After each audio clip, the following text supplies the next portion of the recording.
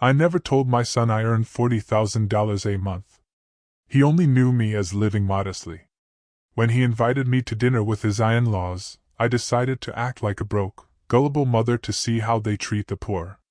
But the moment I stepped inside their home, you know that feeling when someone looks right through you, judging your entire existence based on what they think you are? I've felt it.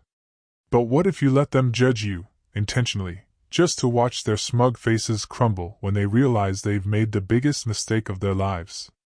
Because that's exactly what I did. And trust me, the look on their faces was priceless. For 35 years, my son, Marcus, had no idea who his mother truly was. To him, I was just Ilara. The woman who left early for the office, came home tired, cooked simple meals.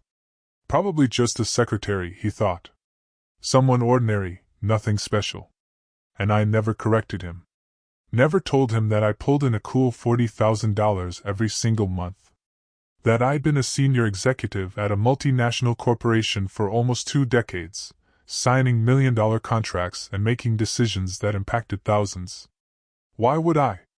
Money was never a trophy I needed to display. I grew up in a time when dignity was carried within, when silence spoke volumes more than hollow words. So I guarded my truth. My modest apartment, my worn-out leather handbag, discount clothes, home-cooked meals, I lived simply, saved everything, invested everything. I became rich in silence. Because true power doesn't shout. True power observes. And I was observing very closely when Marcus called that Tuesday. His voice was off, strained, like a kid who'd just broken something. "Mom," he stammered, "I need a favor. Simone's parents are visiting from overseas, and they want to meet you. We're having dinner Saturday. Please come." Something in his tone sent a chill down my spine. It wasn't an invitation, it was a plea. A desperate attempt to ensure I wouldn't embarrass him. "Do they know anything about me?" I asked, my voice deceptively calm. There was a pause, then he mumbled. "I told them you work in an office, that you live alone, that you're simple. That you don't have much." Simple. As if my entire life could be contained in that miserable adjective. As if I was a problem he needed to apologize for. I took a deep, slow breath. "Okay, Marcus. I'll be there." I hung up and looked around my living room. Old, comfortable furniture. No fancy art. A small TV. Nothing to impress anyone. And right then, a cold resolve settled in my heart. If my son thought I was poor, if his in-laws were coming ready to judge, then I would give them exactly what they expected. I would be broke. I would be naive. I would be a struggling mother. I wanted to feel, firsthand, how they treated someone who had nothing. I wanted to see their true faces, because my gut, that gut that had navigated the corporate shark tank for decades, never failed me. And it was telling me Simone and her family judged people by their bank accounts. Saturday arrived. I put on the worst outfit I owned, a shapeless, wrinkled gray dress that looked like it belonged in a thrift store. Old, worn-out shoes. No jewelry, not even a watch. I pulled my hair back into a messy ponytail, grabbed a faded canvas tote, and looked in the mirror. I looked like a woman broken by life. Forgettable. Perfect. The taxi dropped me at the city's most exclusive restaurant, the kind where menus don't list prices, where a single place setting probably costs more than some people's monthly rent. As we drove, I felt a strange mix of anticipation and sadness. Anticipation, because I knew something big was coming. Sadness, because a tiny part of me still hoped I was wrong. Hoped they'd be kind. But the seasoned executive in me knew better. I paid the driver, took a deep breath, and stepped inside. Marcus was there, in a dark suit, looking anxious. Beside him, Simone, my daughter-in-law, impeccably dressed, but her gaze was darting towards the entrance with a tense, almost embarrassed expression. And then I saw them, Veronica and Franklin, Simone's parents, already seated like royalty. Veronica, dripping in emerald green and diamonds. Franklin, in a pristine gray suit, a giant watch gleaming on his wrist. They looked like they'd stepped right out of a luxury magazine. I walked towards them, slowly, timidly, my shoulders hunched. Marcus saw me first. His eyes widened, scanning me from head to toe, and I saw him swallow hard. "Mom," he said, his voice laced with discomfort. "You said you'd come?" "Of course, son," I replied, a small, timid smile on my face. "Here I am." Simone gave me a quick, cold kiss on the cheek. "Mother-in-law, nice to see you." Her eyes said the opposite. She introduced me to her parents, her tone almost apologetic. Veronica looked up, studied me, and in that instant I saw it all, the judgment, the disdain, the disappointment. Her eyes lingered on my wrinkled dress, my old shoes, my canvas tote. She extended a hand, cold, quick, weak. "A pleasure." Franklin followed suit, a false smile, a limp handshake. I sat at the furthest end of the table, nobody bothering to pull out my chair. The waiter arrived with heavy, French-scripted menus. I opened mine and pretended not to understand a word. Veronica watched me, then asked with a smile that didn't reach her eyes, "Do you need help with the menu?" "Yes, please," I replied, my voice small. "I don't know what these words mean." She sighed dramatically and ordered for me. "Something simple," she instructed the waiter. "Something that doesn't cost too much. We don't want to overdo it." The words hung in the air, thick with unspoken meaning. Franklin nodded. Marcus looked away. Simone played with her napkin. No one said a word. I just watched. Veronica started the conversation, not about me, but about their lavish travels, their $1,000-a-night hotel, the luxury car they'd rented. "We bought a few things," she announced. "Nothing major, just a few thousands." She looked at me, expecting to be impressed. I just nodded. "How nice," I said blandly. "That's lovely," she continued. "You know, we've always been very careful with money. We worked hard, we invested well. Now we have properties in 3 countries. Franklin has major businesses, and I oversee our investments." She beamed with superiority. "And you, Era, what exactly do you do?" Her tone was sweet, but the venom was there. "I work in an office," I replied, lowering my gaze. "I do a little bit of everything. Paperwork, filing, simple things." Veronica exchanged a knowing look with Franklin. "Ah, I see. Administrative work. That's fine. It's honest. All jobs are dignified, right?" "Of course," I replied. The food arrived, enormous plates, tiny portions, decorated like art. Veronica cut her steak with precision. $80, she declared. "But it's worth it. Quality is worth paying for. One can't just eat anything. Right, Ilara?" I nodded. "Of course, you're right." Marcus tried to change the subject, but Veronica cut him off.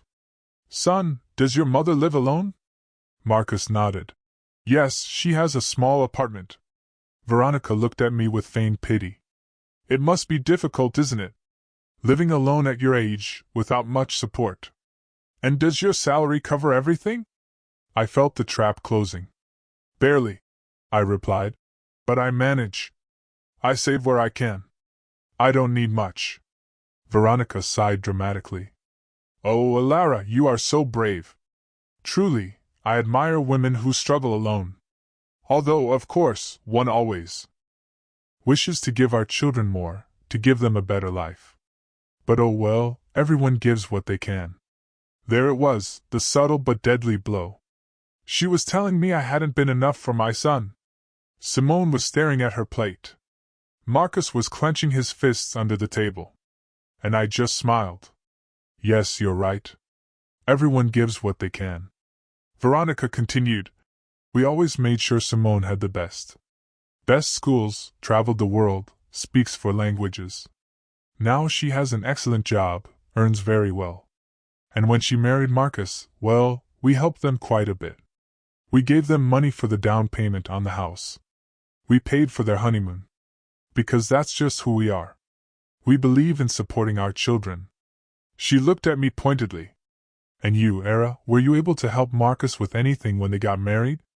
The question hung like a sharp knife. Not much. I replied. I gave them what I could. A small gift. Veronica smiled. How sweet. Every detail counts, right? The amount doesn't matter. The intention is what's important. Midway subscribe line, and right then I felt it. The rage. It wasn't explosive, though. It was cold, controlled, like a river under ice. I breathed slowly, kept that timid smile, and let Veronica keep talking. Because that's what people like her do. They talk, they inflate themselves, they show off.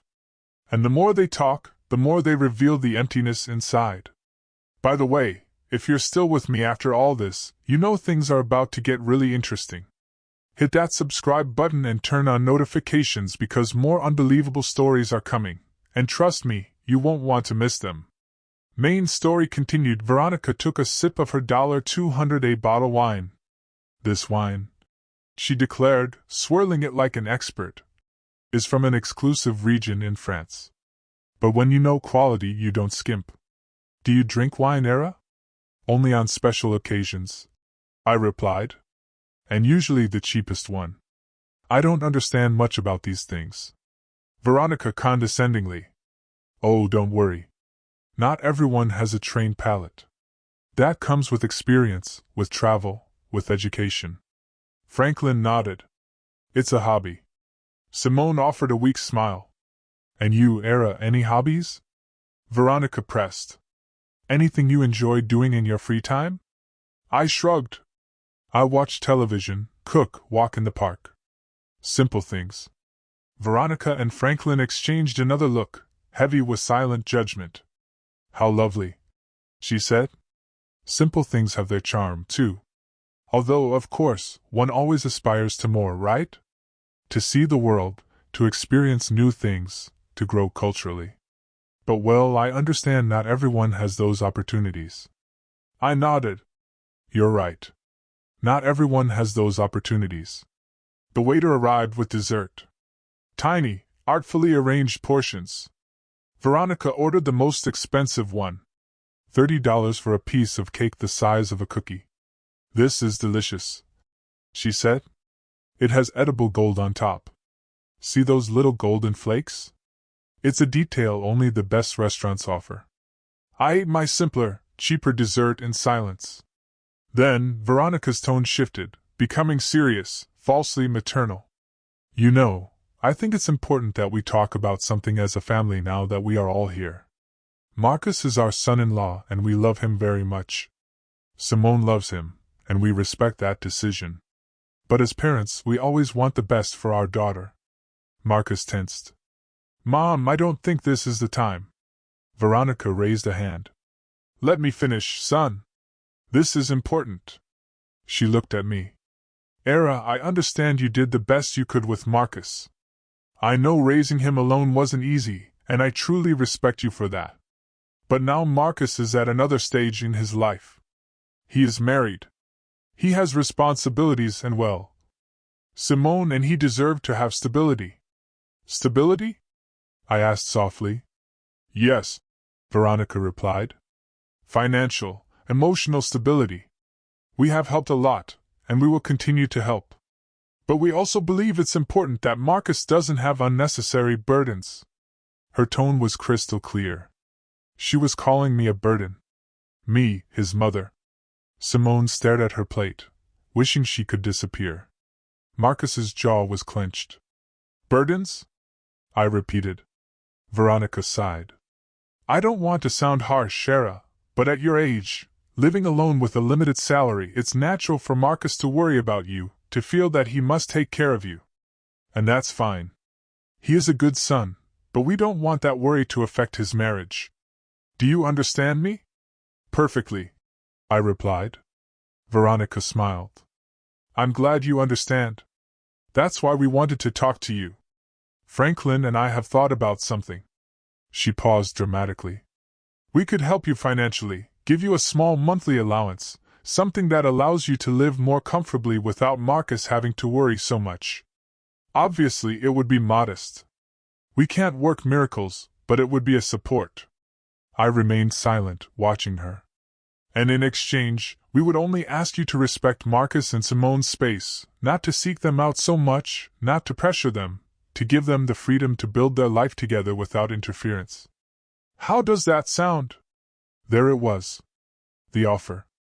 The bribe disguised as charity. They wanted to buy me off.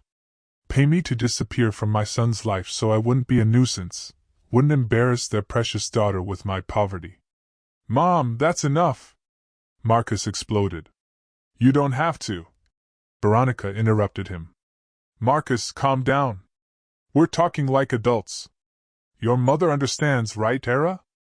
I picked up my napkin, calmly wiped my lips, took a sip of water, and let the silence stretch.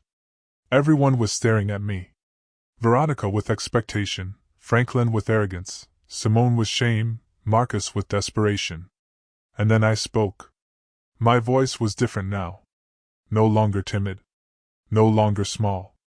It was firm, clear, and cold. That's an interesting offer, Veronica. Truly very generous of you. Veronica smiled victoriously.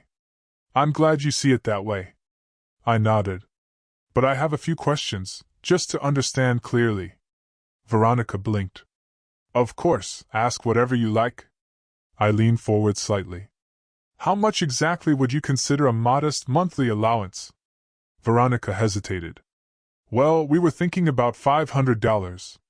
Maybe $700, depending. I nodded. I see. $700 a month for me to disappear from my son's life. Veronica frowned. I wouldn't put it like that. But yes, I responded. That is exactly how you put it. She adjusted in her chair. Era, I don't want you to misunderstand. We just want to help. Of course, I said. Help.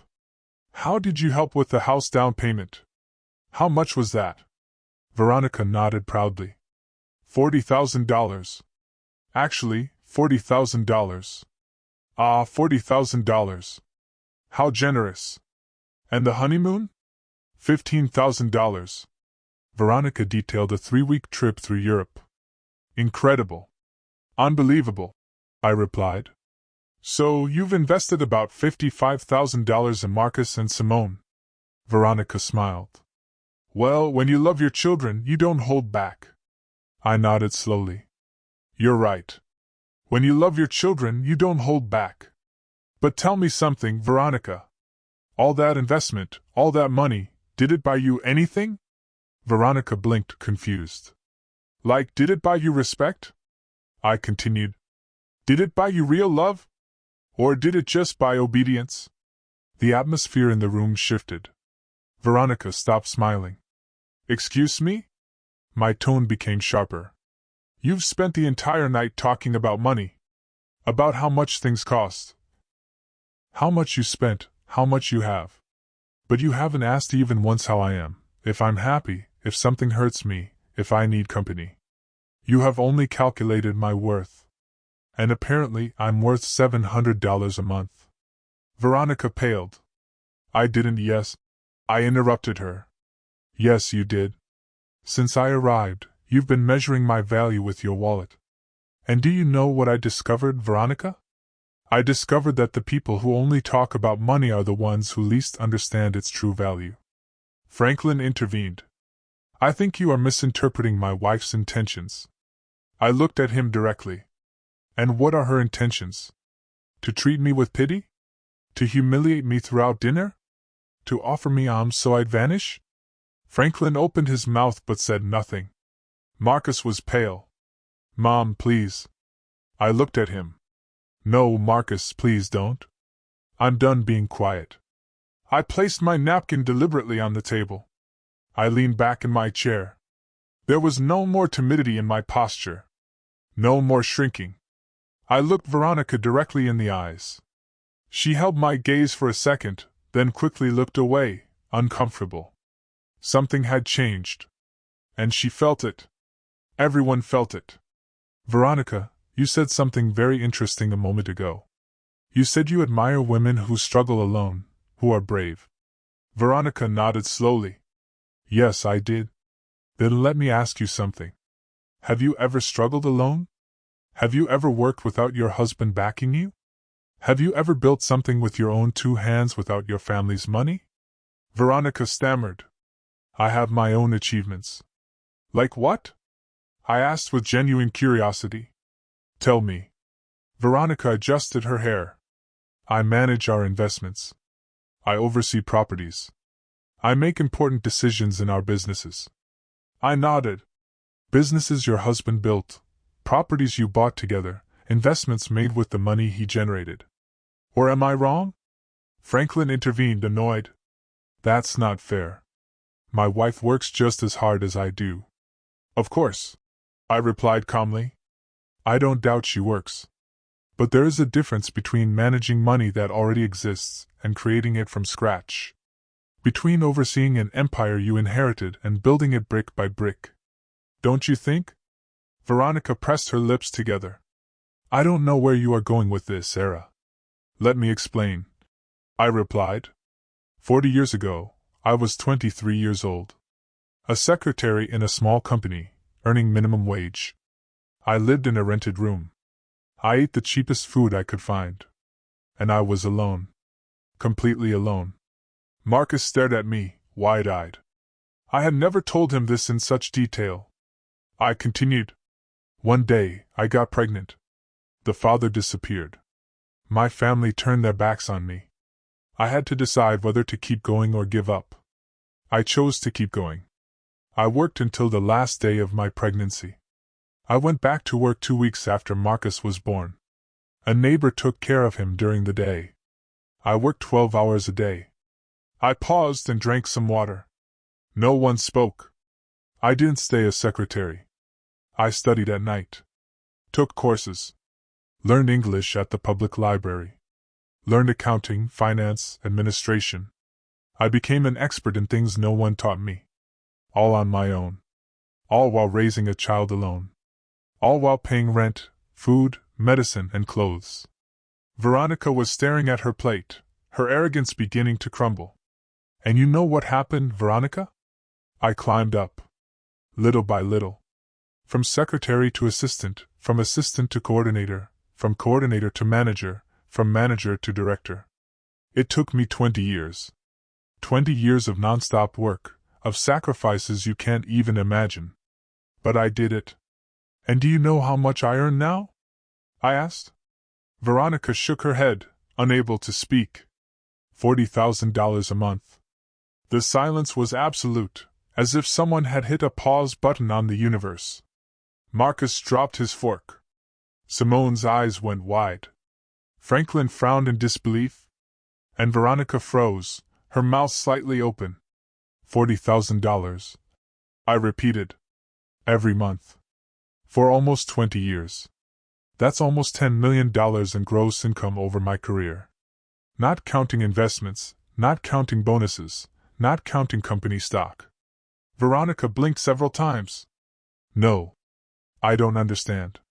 You earn $40,000 a month? That's right, I replied calmly. I am the regional director of operations for a multinational corporation. I oversee 5 countries. I manage budgets of hundreds of millions of dollars. I make decisions that affect more than 10,000 employees. I sign contracts that you couldn't read without lawyers. And I do it every day. Marcus was pale. Mom, why did you never tell me? I looked at him tenderly. Because you didn't need to know, son. Because I wanted you to grow up valuing effort, not money. Because I wanted you to become a person, not an heir. Because money corrupts. And I wasn't going to let it corrupt you. But then Simone whispered, why do you live in that small apartment? Why do you wear simple clothes? Why don't you drive a luxury car? I smiled. Because I don't need to impress anyone. Because true wealth isn't shown off. Because I learned that the more you have, the less you need to prove it. I looked at Veronica. That's why I came dressed like this tonight. That's why I pretended to be poor. That's why I acted like a broken, naive woman. I wanted to see how you would treat me if you thought I had nothing. I wanted to see your true colors. And boy, did I see them, Veronica. I saw them perfectly. Veronica was red, a mixture of shame, rage, and humiliation. This is ridiculous. If you earn so much money, we would know. Marcus would know. Why would he believe you are poor? Because I let him, I replied. Because I never talked about my job. Because I live simply. Because the money I earn I invest. I save. I multiply. I don't spend it on flashy jewelry or showing off in expensive restaurants. Franklin cleared his throat. Even so, this doesn't change the fact that you were rude, that you misinterpreted our intentions. Really? I looked at him. Misinterpreted? I misinterpreted when you said I was a burden to Marcus? I misinterpreted when you offered to pay me $700 to disappear from his life? I misinterpreted every condescending comment about my clothes, my job, my life? Franklin didn't answer. Neither did Veronica. I stood up. Everyone looked at me. Let me tell you something that clearly no one has ever told you. Money does not buy class. It does not buy real education. It does not buy empathy. You have money. Perhaps a lot. But you don't have an ounce of what truly matters. Veronica stood up, furious. And you do? You who lied, who deceived us, who made us look like fools. I didn't make you look like fools, I replied coldly. You took care of that all on your own. I just gave you the opportunity to show who you are, and you did it magnificently. Simone had tears in her eyes. Mother-in-law, I didn't know. I know. I interrupted her. You didn't know. But your parents knew exactly what they were doing. They knew they were humiliating me. And they enjoyed it, until they discovered that the poor woman they scorned has more money than they do. And now they don't know what to do with that information. Veronica trembled. You have no right. I have every right, I replied. Because I am your son-in-law's mother. Because I deserve respect. Not because of my money, not because of my job, but because I am a human being. Something you forgot throughout this entire dinner. Marcus stood up. Mom. Please, let's go. I looked at him. Not yet, son. I'm not finished. I looked at Veronica one last time. You offered to help me with $700 a month. Let me make you a counteroffer. I will give you $1 million right now if you can prove to me that you ever treated someone kindly who didn't have money. Veronica opened her mouth, closed it, and said nothing. Exactly, I replied. You can't. Because to you, people are only worth what they have in the bank. And that is the difference between you and me. I built wealth. You just spend it. I earned respect. You buy it. I have dignity. You have bank accounts. I picked up my old canvas tote. I pulled out a black platinum credit card. I dropped it on the table in front of Veronica. This is my corporate card. Unlimited limit. Pay for the entire dinner with a generous tip. Consider it a gift from a broke and naive mother. Veronica looked at the card as if it were a poisonous snake. Black, shiny, with my name engraved in silver letters. Era Sterling, Regional Director. Her hand trembled slightly when she picked it up. She turned it over, observed it, then looked at me. Her eyes no longer held that superior shine. Now there was something different. Something I never thought I'd see in her. Fear. I don't need your money, she said, her voice broken. I know, I replied. But I didn't need your pity either. And yet you offered it to me throughout the entire dinner. So take it as a gesture of courtesy or good manners, something you clearly didn't learn despite all your travels through Europe. Franklin gently hit the table. Enough. This is out of control. You are disrespecting us. Respect? I repeated. How interesting that you use that word now. Where was your respect when your wife asked if my salary was enough to live on? Where was it when she suggested I was a burden to my son? Where was it when she offered to buy me off so I disappear? Franklin clenched his jaw. Veronica just wanted to help. Veronica wanted to control. I corrected him. She wanted to ensure that the poor mother wouldn't ruin her daughter's perfect image. She wanted to eliminate the weak link in the chain. The problem is, she chose the wrong link. I looked at Simone. Her head was bowed, her hands in her lap, trembling. "Simone," I said softly. She looked up. Tears were streaming down her cheeks. "I'm sorry," she whispered. "I'm so sorry. I didn't know that my parents—" "Don't finish that sentence," I interrupted her. "Because you did know. Maybe you didn't know about my money, but you knew how your parents are. You know how they treat people they consider inferior, and you did nothing to stop them." Simone sobbed. I wanted to say something, but they are my parents. "I know," I replied. "And Marcus is my son. And yet I let him make his own decisions. I let him choose his life, his wife, his path. Because that is how you love. With freedom. Not with control, not with money, not with manipulation." Marcus came closer to me. "Mom, forgive me. Please forgive me for never asking, for assuming, for thinking you were." His voice cracked. I hugged him. "You don't have to apologize, son. I did what I did for a reason. I wanted you to be independent, to value the right things, not to depend on me financially, to build your own life. But you made me feel like I had to protect you," Marcus said. "That I had to worry about you, that you were fragile." "I know," I replied. "And it wasn't wrong that you thought that, because that's how you learn to care, to worry about others, to be empathetic. Those are lessons money can't buy."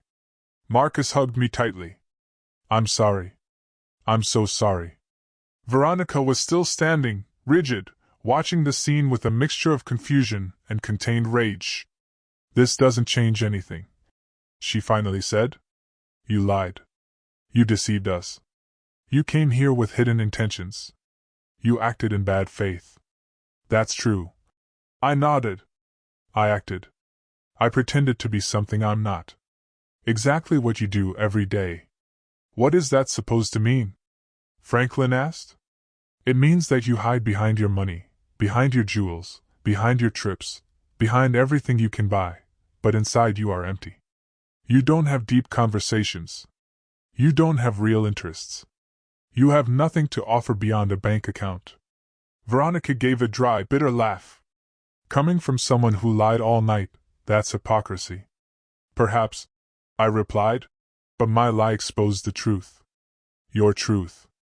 And now you can't hide.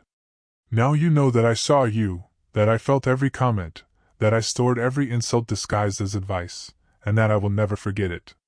The waiter timidly approached. "Excuse me, would you like anything else?" Franklin shook his head abruptly. "Just the check." The waiter nodded and disappeared. Veronica sat back down, defeated. Her posture was no longer elegant. It was the posture of someone who had just lost something important. And it wasn't money. It was power. "Era," she said in a softer, less aggressive voice. "I don't want this to ruin the relationship between our families. Marcus and Simone love each other. They have a life together. We can't let this— Let this what?" I interrupted her. "Let this ruin your plans? Let this expose what you really think? It's too late for that, Veronica. The damage is done. But we can fix it," she insisted. "We can start over." "No," I cut her off firmly. "We can't. Because now I know who you are, and you know who I am. And that truth cannot be erased with empty apologies or fake smiles. You treated me like trash, and you did it with pleasure because you thought you could." Franklin cleared his throat. "You were the one who came here lying. You provoked this situation." "You're right." I nodded. "I provoked this because I needed to know. I needed to confirm what I already suspected. That you are not good people. That your money doesn't make you better. That you are exactly the kind of people who despise others for not having the same things." Veronica wiped away a tear. "We are not bad people." "Maybe not," I replied. "But you are definitely not good. And there is a huge difference between those two things." The waiter returned with the check and left it in the center of the table. No one touched it. Veronica looked at my black card still in her hands, then looked at me. "I'm not going to use your card," she said. "We will pay our own bill, as we always do." Perfect, I replied. Then keep that card as a souvenir. As a reminder that not everything is as it seems. That the woman you scorned all night has more than you will ever have. And I'm not just talking about money. Veronica put the card down on the table. I don't want it. I don't want your moral lecture either. I pushed it back toward her. Keep it anyway. Because something tells me you'll need it. Someday you'll run into someone like me. Someone who pretends to be less than they are, and you'll make the same mistake again, because people like you never learn. Franklin took out his wallet, pulled out several credit cards, all golden, all shiny. He chose one and put it on the check. The waiter took it and left. No one spoke during those waiting minutes. The silence was thick, uncomfortable, and heavy. Simone cried quietly. Marcus held my hand. Veronica stared at the wall. Franklin checked his phone to avoid eye contact. The waiter returned. Sir, your card was declined. Franklin looked up abruptly. How was it declined? The waiter repeated. Declined? Do you have another form of payment? Franklin turned red. That's impossible. That card has an extremely high limit. It must be a system error. The waiter shrugged. I can try again if you like. Franklin handed him another card. The waiter left. Veronica nervously looked at her husband. What happened? I don't know, Franklin replied, irritated. It must be a bank error. Maybe they froze the account for security. It happens sometimes when you travel. I nodded with feigned understanding. Of course, those things happen. How inconvenient. The waiter returned again. I'm sorry, sir. This one was also declined.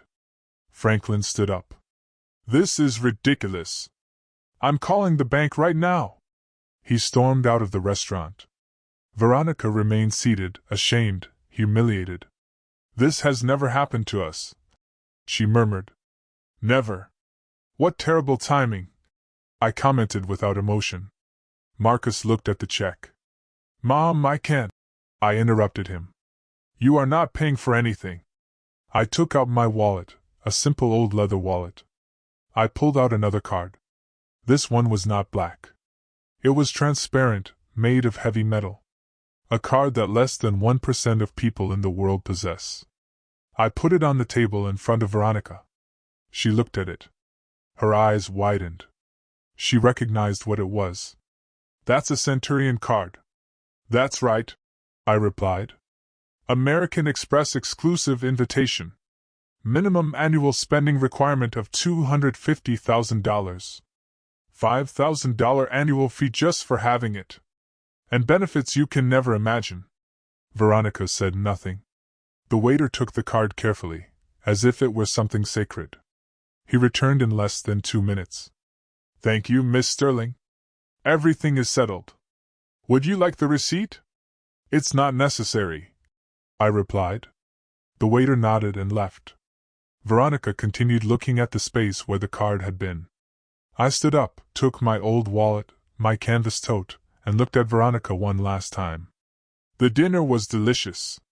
Thank you for the recommendation of the place, and thank you for showing me exactly who you are. You saved me a lot of time, a lot of energy, and many future disappointments. Veronica finally looked up. Her eyes were red, not from crying, but from contained rage. This doesn't end here, she said, her voice trembling. You can't just humiliate us and walk out as if nothing happened. Simone is our daughter. Marcus is our son-in-law. We will still be family. You will have to see us. You are right, I smiled. I will have to see you at birthdays, Christmases, and family gatherings. But now I will see you differently. I will no longer wonder what you think of me. I already know. And you will know that I know. And you will live with that. Every time you see me, every time you pretend to be kind, you will remember this night. Franklin returned to the table, his phone in his hand. His face was pale. There's a problem with the accounts, he said. A temporary block for security. It will be resolved tomorrow. He looked at the table. Did they pay already? Yes, Veronica replied without looking at him. She paid. Franklin looked at me. His pride was shattered. Thank you, he murmured, barely audible. You're welcome, I replied. That's what family is for, isn't it? To help each other, especially when someone needs a small allowance. Say $700. Or in this case, $800, which is what this dinner costs. Franklin closed his eyes. Veronica clenched her fists in her lap. Marcus approached. Mom, let's go, please. It's enough. I looked at him. You're right. It is enough. I turned to Simone. She was still crying quietly. Simone, I said softly. She lifted her head. You are not to blame for how your parents are. No one chooses their family, but you do choose how you act, how you treat others, how you will raise your own children someday. Simone nodded through her tears. I'm sorry, she whispered again. Don't apologize again, I told her. Just learn. Learn that money does not define people. That humility is not weakness, that respecting others costs nothing, and that if you ever have children, teach them to see the heart of people, not their bank account. Simone sobbed harder. Marcus hugged her. Veronica looked away. Franklin checked his phone again, avoiding all eye contact. I headed for the exit. I took a few steps, then stopped and turned around one last time. Veronica, one more thing. She looked at me. Do you remember when you said you speak 4 languages? Veronica frowned. What does that have to do with anything? Just curious, I replied. In which of those 4 languages did you learn to be kind? Because clearly, it wasn't in any of them. Veronica opened her mouth, but no words came out. Exactly, I said. You can speak 100 different languages and still not say anything worth listening to. I walked out of the restaurant. Marcus walked beside me. The fresh night air hit my face. I breathed deeply. I felt as if a huge weight had been lifted off me. Not a physical weight, but an emotional one. The weight of pretending, of tolerating, of keeping silent. Marcus took my arm. Mom, are you okay? Perfectly fine, I replied. Better than ever. And you, Marcus? Marcus sighed. I don't know. I'm processing everything. I can't believe you never told me about your job, about your money, about everything you accomplished. I stopped and looked him in the eyes. Does it bother you? He quickly shook his head. No, of course not. I'm proud. Incredibly proud. But I also feel foolish. Blind. You are not foolish, I told him. You simply saw what I wanted you to see. And I did it on purpose, because I needed you to grow up without depending on me, without feeling you had an economic safety net waiting for you. I needed you to fight, to work, to value everything you achieved on your own. Marcus nodded. I understand, but now I also understand why you never complained, why you never asked for help, why you always seemed so calm. Because you needed nothing. I smiled. I needed many things, son. Only none of them could be bought with money. I needed to see you grow up, see you become a good man. See you make the right decisions. And I achieved that. Even marrying Simone? He asked in a weak voice. Even marrying Simone, I replied. She is not her parents. She can learn. She can change. But that depends on her and on you, on how you build your relationship, on what values you choose to follow. Marcus remained silent, processing, thinking. A taxi stopped in front of us. I had called for a ride share as we left. I opened the door. Marcus stopped me. Mom, can I ask you something? Of course. Why did you do it? Why did you come pretending to be poor? Why didn't you just tell them the truth from the beginning? I closed the taxi door. I turned to him. Because I needed to know, son. I needed to confirm if my suspicions were correct.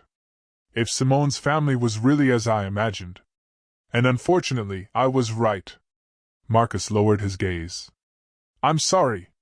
You don't have to apologize for them, I told him.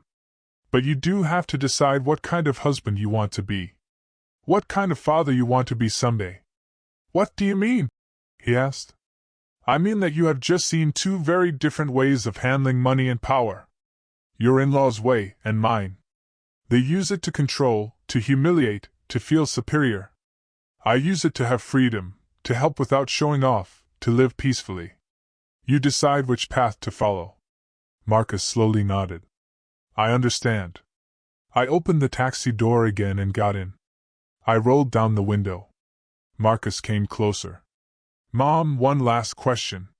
Tell me, are you ever going to forgive Veronica and Franklin? I thought about it for a moment. Forgiving doesn't mean forgetting, I replied. Nor does it mean allowing it to happen again. I might forgive them someday, when I see a real change, when they start seeing people as people, not as numbers. But until then, I will simply be polite, distant, and extremely cautious. And me? Marcus asked. Do you forgive me for not asking, for assuming, for allowing this dinner to happen? I looked at him tenderly. Son, there is nothing to forgive. You did what you thought was right. You wanted your family to meet. That is beautiful. What happened afterward was not your fault. It was theirs, and a little bit mine too. Because I decided to play their game. Marcus smiled weakly. You won. I won. I nodded.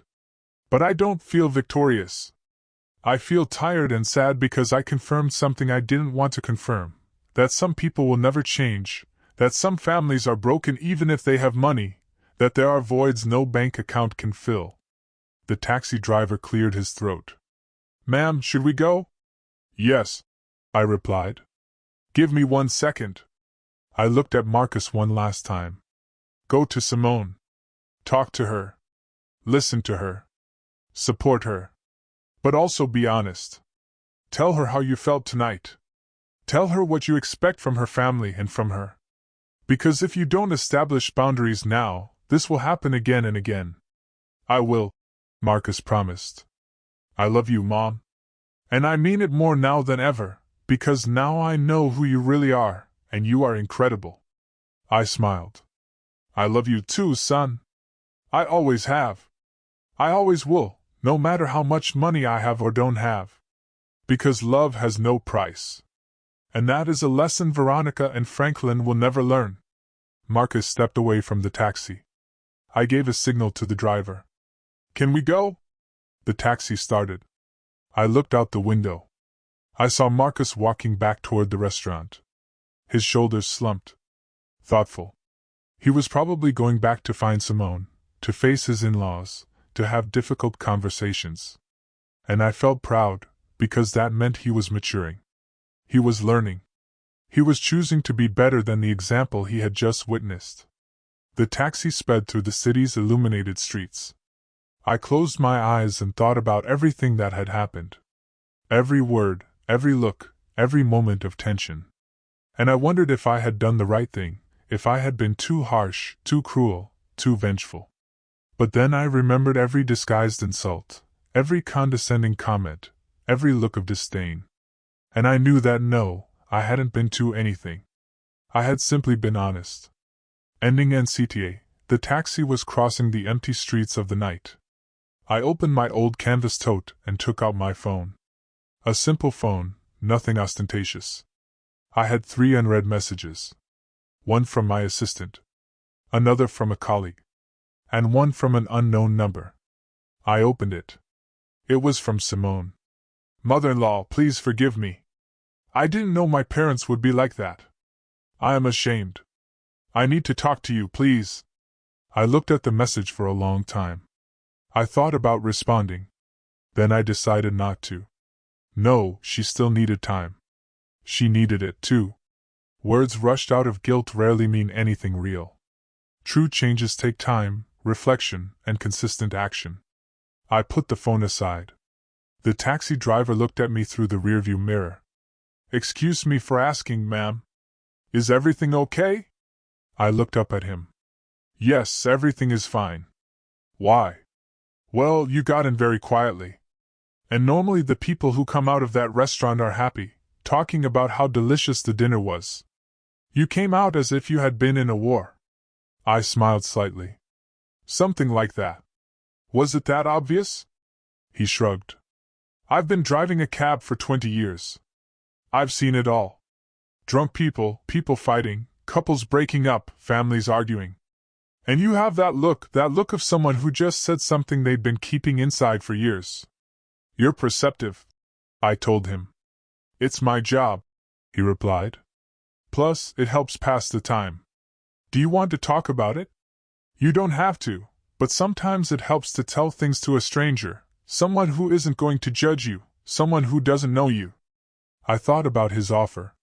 It was tempting, but I shook my head. Thank you, but I think I've talked enough for today. He nodded. I understand, but let me tell you something. Whatever happened in there, you did the right thing. I know because you are calm. You are not crying. You are not screaming. You are processing. And that means you spoke your truth. And the truth always brings peace, even if it hurts. His words surprised me. He was an older man, maybe 60, with gray hair and working hands. A simple man, like the one I pretended to be. Do you believe in the truth? I asked him. I believe in honesty, he replied. Not always the absolute truth, because the truth changes depending on who tells it, but honesty doesn't. Honesty is saying things the way you feel them. Without masks, without lies, even if it hurts, even if it makes things awkward, even if it costs you something. I nodded. You're right. My wife always told me I was too direct, he continued.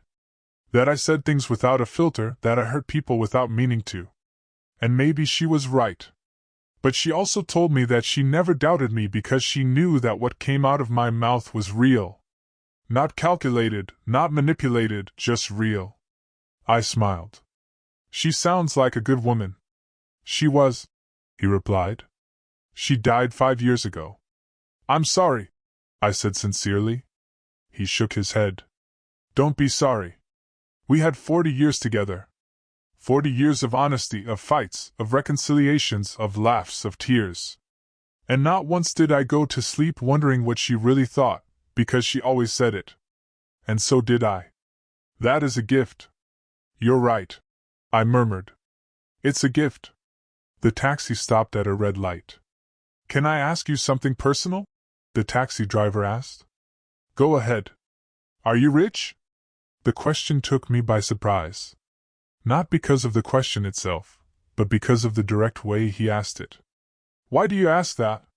Because I picked you up from a $1,000 per person restaurant, but you dress like someone who shops at discount stores. You have an old bag, worn-out shoes, but you talk like an executive. You move like someone with power, and you paid for my cab with crisp new bills that you pulled out of a wallet that looks 20 years old. Observant, I commented. Part of the job, he repeated. Then am I? It depends on how you define rich, I replied. If you are talking about money, yes, I have enough, more than enough. If you are talking about happiness, I also have peace, health, a son I love, work I am passionate about. That makes me rich in many ways. He nodded, satisfied. I knew there was something. Truly rich people don't need to prove it. The light changed to green. The taxi moved forward. And what happened in that restaurant? He asked. If it's not too indiscreet. I pretended to be poor, I replied. To see how they would treat me. He let out a loud laugh. Seriously? That is brilliant. And how did they treat you? Like trash, I said without emotion. They humiliated me. They offered me alms. They treated me as if I were invisible, less than human. He stopped laughing. I'm sorry. That must have hurt a little, I admitted. But it also confirmed something for me, that I was right about those people, that they weren't worth my time, that they didn't deserve my respect. And now they know it. Now they know who I am, and they will have to live with that shame. The taxi driver whistled softly. That must have been epic. It was. I smiled. It definitely was. We arrived at my building, an older, middle-class place. Nothing luxurious, nothing impressive, but comfortable, safe. The taxi driver parked and looked at the building. You live here? I live here, I confirmed. He shook his head, astonished. You truly are special. Most people with money move to expensive areas, to buildings with doormen, private security, gyms, and pools. You live like a normal person. I am a normal person, I replied. I just have more money than most, but that doesn't make me different. It doesn't make me better. Money is just a tool, not an identity. He smiled. I wish more people thought that way. The world would be better. I took out my wallet. How much is it? $30, he replied. I gave him a $100 bill.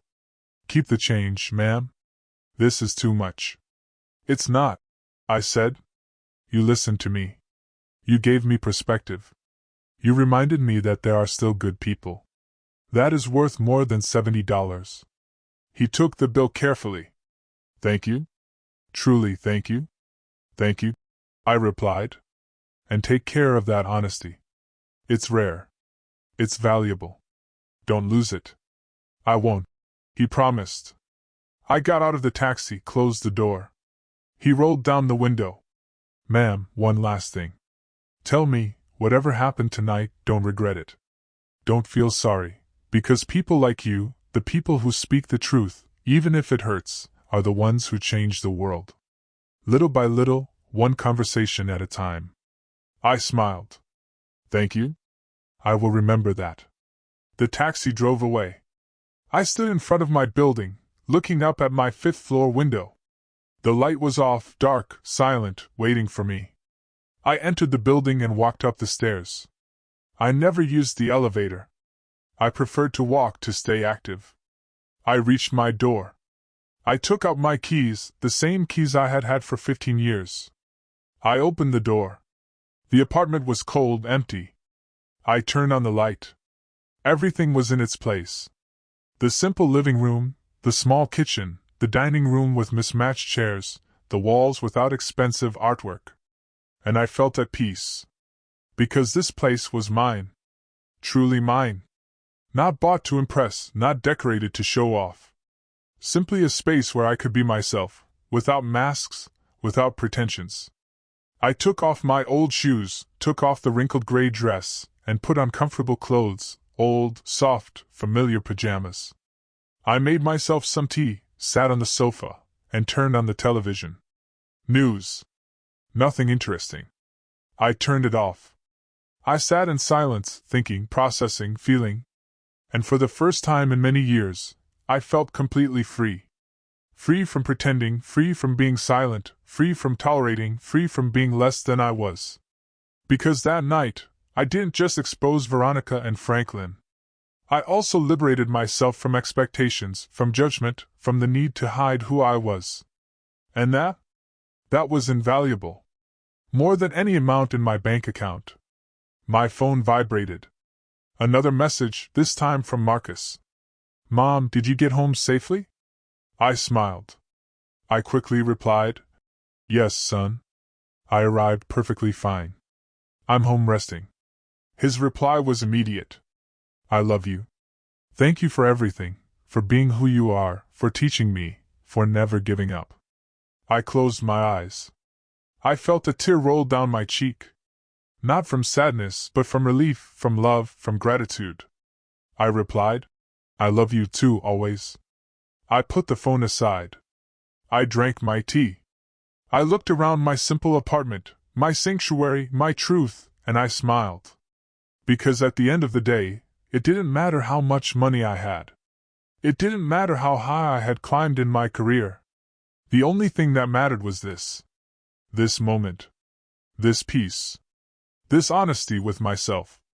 I woke up early on Sunday, as always. 40 years of working had trained me to rise with the sun. Even though it was my day off, my body no longer knew how to sleep late. I prepared strong coffee. Black. I sat by the window with a hot mug in my hands. I watched the city wake up, the vendors opening their stalls, people walking somewhere. Life continued as always, indifferent to personal dramas. My phone started ringing. It was a familiar number. Marcus. I answered. Good morning, son. His voice sounded tired. Mom, I need to talk to you. Did something happen? A lot, he replied. Last night, Simone and I talked for hours.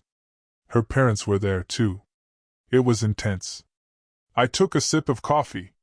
Tell me. Marcus sighed deeply. After you left, I went back to the restaurant. Veronica and Franklin were still there, waiting for their cards to work. It was humiliating for them. Simone was devastated, crying. And I was furious. More furious than I have been in years. I waited in silence. He continued. I told them everything. Everything I felt during that dinner. I told them I was ashamed of them, that they treated my mother like trash, that their behavior was unacceptable, that I wouldn't tolerate it ever again. And what did they say? I asked. At first, Veronica tried to defend herself. She said they just wanted to protect Simone, that they wanted to make sure I had a stable family, that they didn't have bad intentions. Franklin said I was exaggerating, that it had been a normal dinner, that your reaction was disproportionate.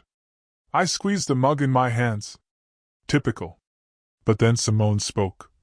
Marcus continued. She told her parents that they were wrong, that they had been cruel, that she had seen every day, and that she was ashamed to be their daughter at that moment. His voice cracked. Mom, I had never seen Simone confront her parents like that. I smiled slightly. That's good. It means she's waking up. Veronica got hysterical. Marcus said. She started yelling that Simone was ungrateful, that they had sacrificed everything for her, that they had given her the best life, that she had no right to judge them.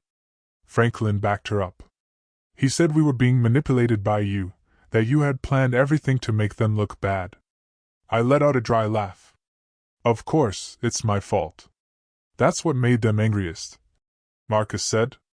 I told them they were right, that you did plan everything, but that they fell into the trap because that's really how they are. Because they really treat people they consider inferior badly. That you just gave them the opportunity to show themselves, and they did it perfectly. Well said. I murmured. Thanks. I learned it from you. There was a silence. Then Marcus continued. Mom, I need you to know something. Last night, I made a decision. Simone and I are going to set boundaries with her parents. We are not going to cut off the relationship, but we are going to set clear rules. No comments about money, no comparisons, no attempts to control our lives. And if they can't respect that, then they will have to accept the consequences. And did they accept? I asked. No, he replied. They left furious. They said we were ungrateful, that we would regret it someday, that when we needed help, they wouldn't be there. Franklin said he was going to reconsider his will. Veronica said Simone had chosen the wrong family. I shook my head. Emotional blackmail. The last resort of people without arguments. Exactly, Marcus said, but it didn't work. Simone stood firm. I did too. They left the restaurant without saying goodbye, without looking back. And honestly, Mom, I felt relief. As if a huge weight had been lifted off me. That's because it was. I told him. You lifted the weight of living under their expectations, under their control. Now you can build your life however you want, not as they dictate. Thank you, Mom, Marcus said, his voice emotional. Thank you for doing what you did last night. I know it was difficult. I know it was awkward, but we needed to see it. I needed to see who they really were. And Simone needed to see that there was another way to live, a more honest, more authentic way. You are welcome, son. I only did what I believed was right. There is something else, Marcus said. Simone wants to come see you. She wants to apologize in person. She wants to talk to you. Not as a daughter-in-law trying to look good, but as a woman trying to learn. What do you think? I thought for a moment. Tell her she can come, but not today. Give her a few days to process, to think carefully about what she wants to say. Rushed apologies are hollow. The ones that take time are real. I'll tell her, Marcus promised. Mom, one more question. How are you doing after all of this? How do you feel? I looked out the window. The sun was fully up now. The day had officially begun. I'm well, I replied. Better than well. I'm at peace because I finally said everything I needed to say, and I don't regret anything. I'm glad to hear that. Marcus said. I love you. I love you too. Rest. I'll see you soon. I hung up the phone, finished my coffee, and stood up. I decided to do something I hadn't done in a long time. Go for a walk aimlessly, without rushing, just walking and thinking. I dressed in comfortable clothes, old jeans, a simple top, worn sneakers. I grabbed my keys and went out. The streets were full of life, families strolling, children running, couples holding hands, vendors offering food. The smell of fresh bread filled the air. I walked through the nearby park and sat on a bench, watching people pass by. And I realized something. Most of these people probably didn't have much money. They lived with just enough, worked hard, and struggled every day. But they smiled, hugged each other, and enjoyed the moment. And then I thought about Veronica and Franklin, with all their money, their properties, their trips, their jewels. Were they really happy? Or were they just busy trying to prove something, trying to fill a void with material things, trying to buy value, respect, and love? Things that could never be bought? An older woman sat down next to me. Good morning, she said with a smile. Good morning, I replied. Beautiful day, isn't it? She commented. Very beautiful. I nodded. She took bread from her bag and started feeding the pigeons. I come here every Sunday, she said. It's my moment of peace before the week gets crazy again. I understand that, I said. I needed a moment of peace, too. Difficult week? She asked. Something like that, I replied. More like a difficult night. She nodded wisely. Sometimes a single night can change everything. You're right, I murmured. Can I give you some unsolicited advice? She asked. Go ahead, I smiled. She pointed to the pigeons. Look at those birds. Some are big, some are small, some have pretty feathers, others have scruffy feathers, but they all eat from the same bread. They all share the same space. None of them thinks they are better than the others. That's a nice metaphor, I said. It's not a metaphor, she replied. It's the truth. Humans are the only animals that invent false hierarchies, that measure value with external things. Pigeons don't do that. They just live. They just are. We should learn from them. I smiled broadly. You are completely right. I should give classes to some people I know. She laughed. Oh, child, at my age I don't give classes. I just observe and share what I see. But most people don't listen. They are too busy running, buying, competing, forgetting that in the end we all end up in the same place, with or without money, with or without jewels, with or without properties. We all end up turning into dust. How philosophical, I commented. How realistic, she corrected. I have lived 82 years. I have seen it all. And I can tell you something. The most miserable people I met were the ones who had the most. Because it was never enough. They always wanted more. They always competed. They always compared. And they died without having truly lived. Without having truly loved, without having truly been. Her words resonated deep within me, as if she had touched upon something I already knew but hadn't articulated. Thank you, I told her, for sharing that. She patted my hand. You're welcome, child. And remember, it doesn't matter how much you have or don't have. What matters is how you treat others. Because that is what remains. That is what transcends. That is the only inheritance worth having. She slowly stood up, put her empty bag away, and waved goodbye. Have a beautiful Sunday. You too, I replied. I watched her walk away, a small woman, hunched with age, wearing old clothes and worn shoes, but with more wisdom than all the Veronicas and Franklins in the world combined. And I felt grateful. Grateful for that encounter, for that reminder, for that truth. And powerful. I stayed on the bench for a while longer, thinking, feeling, processing everything that had happened. And I came to a conclusion. I didn't regret anything. No word, no action. Because everything I did last night was necessary. It was liberating. It was honest. And honesty, even when it hurts, is always the right path. 3 days passed before Simone knocked on my door. 3 days of silence, processing, and reflection. When I heard the bell ring that Wednesday afternoon, I knew who it was.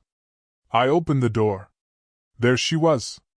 Without makeup, her hair pulled back in a simple ponytail, dressed in jeans and a plain top, no jewelry, no heels. She looked vulnerable, real, different from the woman I had seen in the restaurant. "Mother-in-law," she said in a low voice. "May I come in?" I stepped aside. "Go ahead." She entered slowly, looking around, observing my apartment with new eyes, the simple living room, the old furniture, the walls without expensive decor. She sat on the sofa when I pointed to it. I sat across from her, waiting, without pressuring, letting her find her words. "I don't know where to start," she finally said. "Start where you feel ready," I replied. She took a deep breath. "I came to apologize, but not just with words. I came to explain why my parents are the way they are, and why I stayed silent for so long." I listened in silence. Simone continued, her voice trembling. "My parents grew up poor, in a small town overseas. Without electricity, without running water, working in the fields since they were children. They saw their own parents die young due to lack of medicine, lack of money. They went hungry. They suffered. And they promised themselves they would never be poor again. They would do whatever it took to get out of there." I nodded. "I understand. That explains a lot. They worked like animals," Simone continued. "They saved every penny. They immigrated looking for opportunities. Franklin built his business from scratch. Literally from scratch. And when they started earning money, they never forgot what it was like not to have it. That's why they talk about it so much. That's why they measure everything by that standard. Because to them, money means survival. It means security. It means never going back to that dark place." "It's understandable," I said. "Trauma does strange things to people." Simone nodded. "But that doesn't excuse how they treated you." "I know. And I want you to know that I saw everything. Every comment, every look, every insult. And I stayed silent, because I've been doing that my whole life. Staying silent, accepting, letting them control everything, because they taught me that contradicting them was a betrayal. It was ungrateful. And now..." "Now what?" I asked. "Now I understand I was wrong," she replied. "That love is not control. That family is not blind obedience. That I can love them and still not agree with them. Marcus helped me see it. You helped me see it that night at the restaurant, when you revealed yourself, when you told them everything. It was as if a blindfold had been taken off my eyes." Simone wiped her tears. "I always knew something was wrong. I always felt that the way they measured people was incorrect.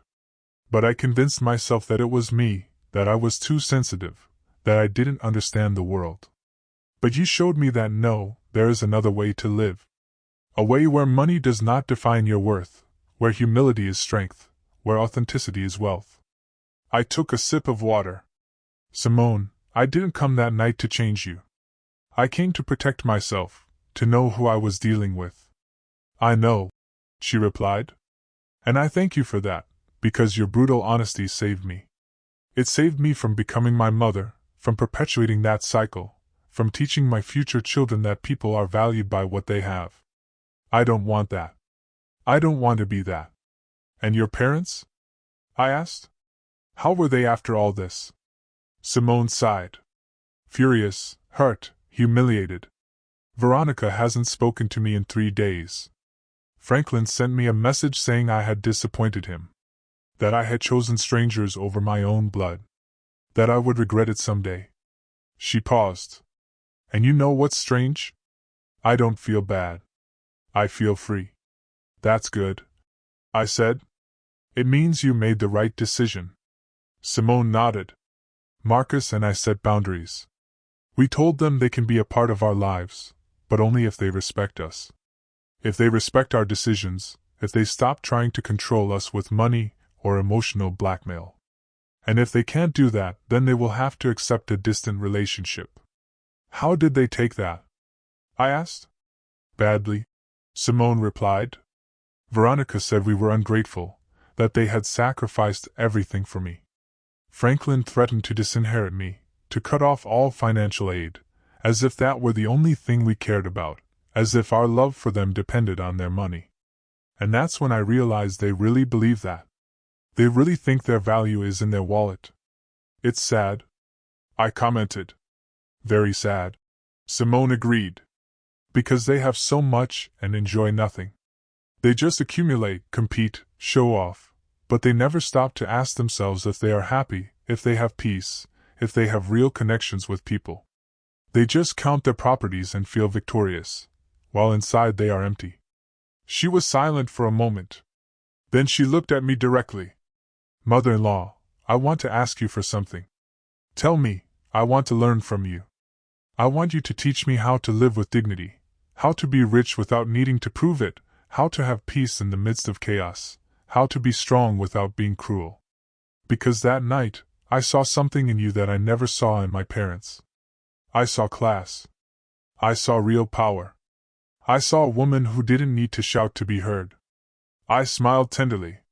Simone, I can't teach you that. That is learned by living, by making mistakes, by falling, by getting up. The only thing I can do is share my experience, and tell you that the path is not easy. You will face criticism, judgment, people who won't understand why you live differently. But if you stay true to yourself, if you live according to your values, you will find peace. And that peace is worth more than any amount of money. I want to try, Simone said. I want to be better, not just for Marcus, but for me, because I deserve to live without that constant pressure, without that need to impress, without that fear of not being enough. Then do it, I told her. But don't do it all at once. Do it little by little. Start by questioning your habits, your purchases, your motivations. Ask yourself before every decision, is this for me or for others? Does this bring me peace or just appearance? Simone nodded, taking mental notes. And my parents, do you think they will ever change? I looked at her with honesty. I don't know. Change requires you to recognize a problem, and they don't believe they have one. They believe the world is wrong, that people are ungrateful, that they are victims. Until they see that, change is not possible. But you can change. You can break the cycle. I will, she promised, with Marcus' help. And I hope with your guidance too. You don't need my guidance, I replied. You just need your internal compass. That voice that tells you what is right and what is wrong. That voice you silence for years to please your parents. Listen to it. Trust it. Follow it. Simone wiped away the last tears. Thank you, mother-in-law, for everything. For your patience, for your honesty, for not giving up on us. There is nothing to thank me for, I said. Just promise me one thing. When you have children, teach them the value of people, not the price. Teach them empathy, humility, and kindness. Things that don't cost money, but are worth everything. I promise, Simone said firmly. I promise with all my heart. We hugged. A real, warm, honest hug. No acting, no masks, just two women connecting as human beings. Simone left an hour later, lighter, freer, with hope in her eyes. I closed the door behind her. I sat back down on my sofa, looked around my simple apartment, and smiled. Because this was enough. This was everything. An honest space, an authentic life, real relationships. I didn't need more. I never needed more. My phone rang. It was a message from Marcus. Mom, Simone told me about her visit. Thank you for welcoming her, for listening to her, for giving her a chance. I love you more than words can express. I replied simply. I love you too, son. Always. I put the phone aside. I sat by the window. I watched the sunset paint the sky orange and pink. And in that moment, I understood something fundamental. Real wealth is not about how much you have. It's about how much you enjoy what you have, how much peace you feel, how many genuine people surround you, how many times you can look in the mirror and be proud of who you are. Veronica and Franklin had millions, but I had this. This tranquility, this authenticity, this pure love for my son. And that made me infinitely richer than them. I never pretended to be poor again. I didn't need to. I had learned what I needed to learn. I had seen what I needed to see. And I had liberated what I needed to liberate. Veronica and Franklin continued to be who they were. Rich in money, poor in spirit.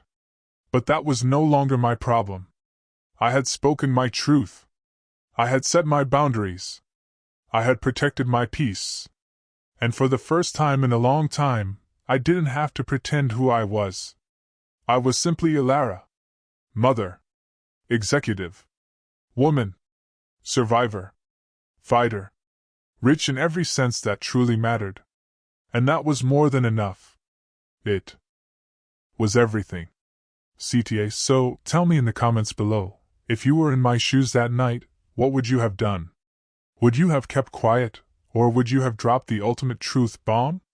I really want to know what you think.